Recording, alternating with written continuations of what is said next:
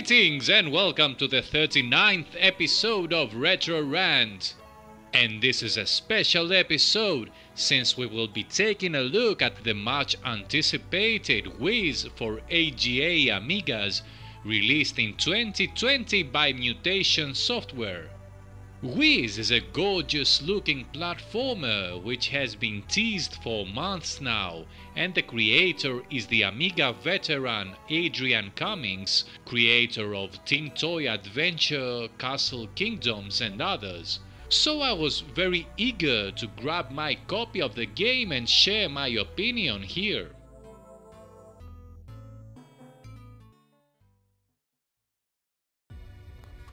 The story of the game is as follows. You control Whiz, who is the last elder wizard, and your quest is to find the magic lantern, maybe because electricity bills have gotten too expensive lately, or because the magic lantern can restore light to places where dark magic rules. I don't know why you are the last elder wizard. I guess practicing magic with all these fireballs and dragon summoning cannot be very beneficial to one's life expectancy, but anyway. The graphics of Whiz are absolutely top-notch. The AGA chipset has been put to great use here with luscious colors and silky smooth scrolling and animation. The choice of color is such that there is never any confusion as to what is background and what is a sprite, an enemy or a power-up. I also love how Whiz looks with his red nose, the annoyed look on the Corona Dragon's face, as well as the faces the baddies make when they are defeated, especially the pumpkin of the second world. There is a lot of variety and attention to detail on the graphics, and I am sure I will notice even more things as I progress in the game. So, as far as the visuals are concerned, this is a game that was missing from the AGA library, and I am sure that Amigans will lap it up. The sound of Whiz is no great shakes though. The music is very decent, happy, and I have to say, quite relaxing. But in the first level it consists of a loop, which I fear might get annoying after a while the second level has a very nice theme that reminds me of the spooky Pinball Dreams table. The sound effects are very good, and of course we have them simultaneously with music, as should be. About the controls, they feel quite tight, and at last, jumping feels very right and not floaty. Yet I have some complaints.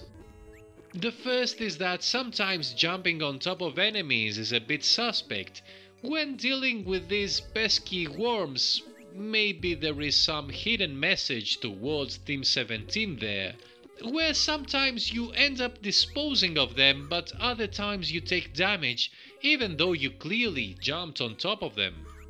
Other people had such issues from what I read, but it seems that this is a conscious decision from the developer and not bad programming, since I didn't have any such problem with any of the other enemies.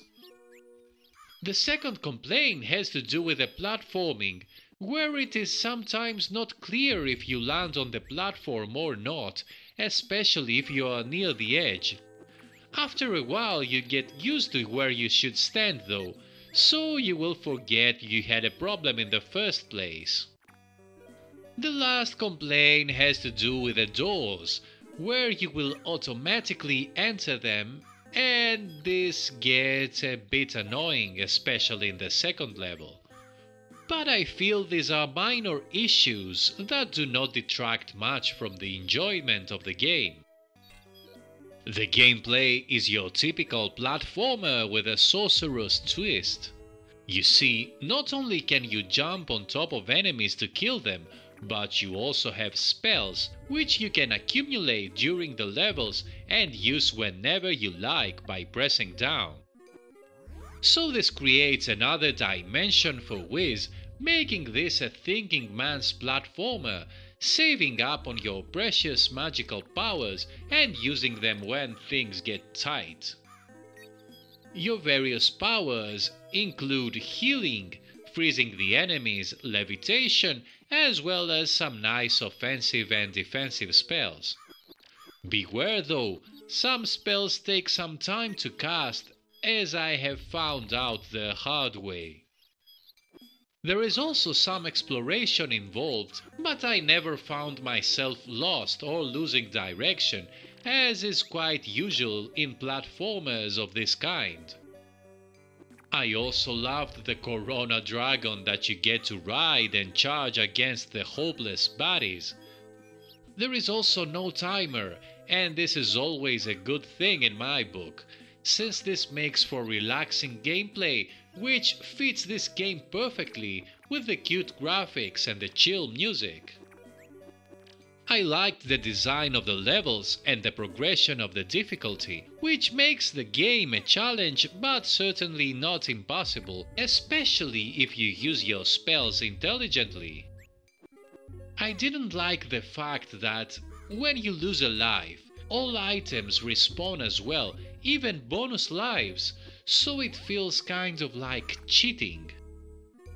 I liked very much the fact that after game over, you can continue from the last level you reached, but unfortunately, if you switch off your Migi, you start again at the beginning. Same goes for the high scores, but I hope the upcoming WHD Load version will address these issues, saving the progress and the high scores as well.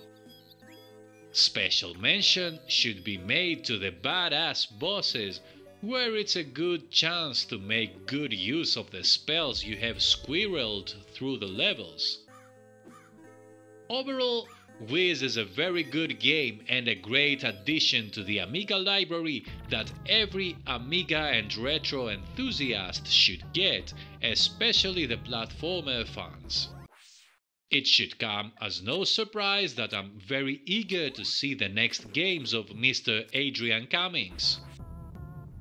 So that's it for now, and I'll see you next time!